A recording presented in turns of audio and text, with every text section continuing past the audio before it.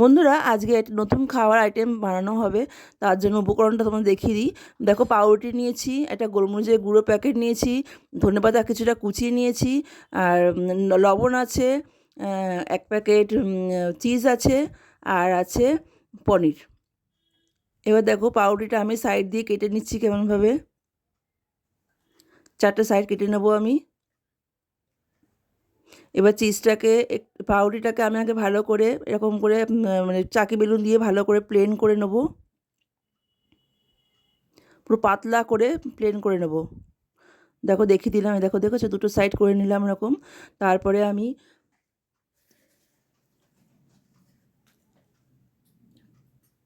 পনিরটাকে ভালো করে কেটে নিচ্ছি। দেখো, 4খানা করে কেটে নিলাম আমি সাইড দিয়ে দিয়ে। তারপর ধনেপাতা, গোলমরিচের গুঁড়ো, লবণ দিয়ে আমি ভালো করে মাখিয়ে নিলাম। কুচি কুচিগুলো আমি ভালো করে নিলাম, নিয়ে তার মধ্যে লবণ আর গোলমরিচের গুঁড়ো মাখিয়ে নিলাম। তার মধ্যে এর মধ্যে আমি কী করবো বলো তো, ওই যে পনির যে কেটে রেখেছি না আমি চৌকো চৌকো করে, লম্বা লম্বা করে, এগুলো আমি ভালো করে মাখিয়ে নেব।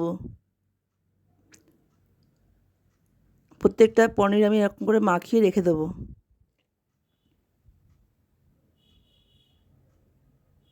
মাখানো হয়ে গেছে। এবারে যে পাউরুটিটা আমি বেলেছি তার ওপরে আমি এই চিজটাকে দিয়ে দেবো। চিজটাকে আমি এরকমভাবে বসিয়ে দেবো। তারপরে পনিরটাকে আমি এরকম সাইড করে বসিয়ে দেবো। দেখো, এবার আমি রোল যেমন বানাই সেরকম রোলের মতন পুরো এরকম করে রাউন্ড করে করে ঘুরিয়ে ঘুরিয়ে আমি এটাকে করব। দেখো, পুরো রোলের মতন করে আমি এটাকে পাক খাওয়াবো।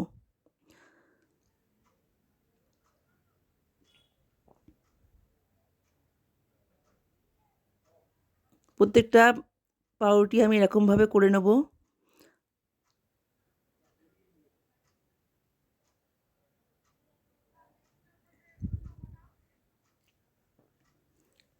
প্রত্যেকটা পাউরুটি আমি এরকম, আর যখন লাগবে না তখন একটু আটা দিয়ে সাইডে একটু আটা দিয়ে দেবো, দিলে ওটা জুড়ে যাবে।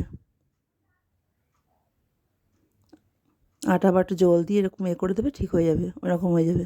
দেখো, পুরো গোল গোল করলাম আমি, পুরো রাউন্ড করে দিলাম, রোলের মতন করে রাখলাম। আমার প্রত্যেকটা জিনিস দেখো 4খানা বানিয়েছি আমি। এবার কড়াই গরম তেল দিচ্ছি, মানে কড়ার মধ্যে তেল দিচ্ছি আমি। তেলটা যখন গরম হয়ে যাবে তখন আমি ওটাকে আস্তে আস্তে করে ভাজবো। গ্যাসটা একদম বেশি জোর দেওয়া যাবে না, গ্যাসটা কমিয়ে দেওয়া হবে, দিয়ে আমি আস্তে আস্তে ভাজবো।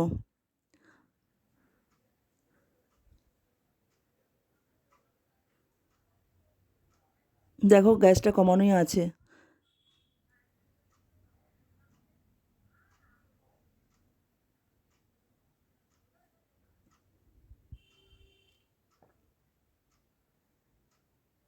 এবার আমি আস্তে আস্তে করে একটা একটা করে ছাড়বো।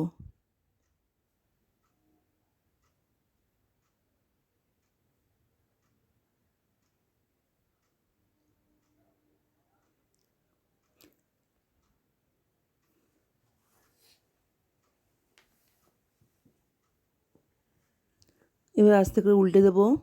দেখো, দেখেছো কি সুন্দর হালকা হালকা লাল লাল ভাব এসছে। এরকম করে আমি উল্টে উল্টে ভেজে নেবো। দুটো করে ভাজছি আমি। আমি 4টে বানিয়েছি, দুটো করে করে ভাজছি। দেখো, এরকম হালকা একটা লাল লাল ভাব আসবে। বেশি জোর গ্যাস দিলে কিন্তু পুড়ে যাবে। এরকম হালকা হালকা করে ভাজতে হবে, গ্যাসটা কমিয়ে।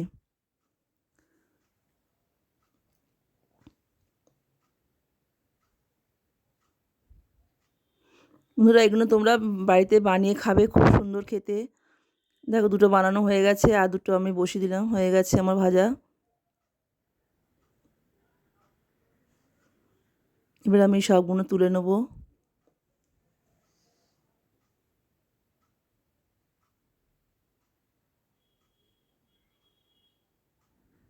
দেখো, আমার রান্না কমপ্লিট। কি সুন্দর হয়েছে দেখেছো? খেতেও কিন্তু ব্যাপক।